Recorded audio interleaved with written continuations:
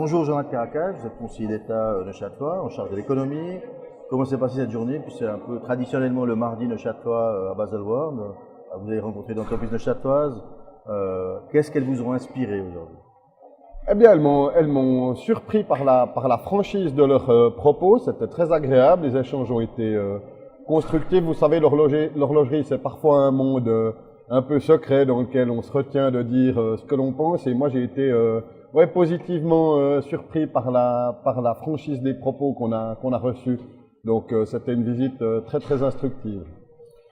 Pour un canton qui mise sur l'innovation, ça, je pense que ça va vous toucher parce que dans le canton, les entreprises horlogères innovent absolument tout le temps. Donc je pense que ça va vraiment toucher le Conseil d'État. Alors Neuchâtel, c'est un canton qui est à la fois producteur de richesse et créateur d'innovation. Je pense que c'est vraiment notre ADN, c'est ce qui fait la raison d'être même de ce canton de Neuchâtel. Donc c'est quelque chose qu'on apporte à la Suisse, à l'horlogerie aussi.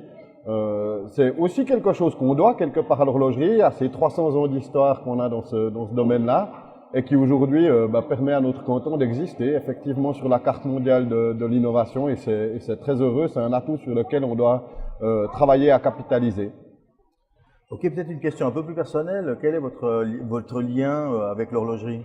Alors bon, moi j'ai grandi au Val-de-Travers, donc une région qui elle aussi vit de l'horlogerie. Pas tout à fait depuis 300 ans, mais quand même depuis plus de 250 ans. Donc voilà, c'est clair que j'ai baigné dedans. Mon ADN est aussi un ADN neuchâtelois, un ADN imprégné de cette passion pour la mesure du temps, de cet intérêt pour inventer demain. Et puis ben voilà, nous on est une région dans laquelle le millième c'est quelque chose qui compte. Et puis peut-être c'est pas ce qui est déterminant pour le client, mais c'est ce qui fait la vérité du produit qu'on vend. Quand vous étiez enfant, vous rêviez d'être horloger ou pas spécialement? Ben, j'ai choisi une voie technique avec l'ingénierie.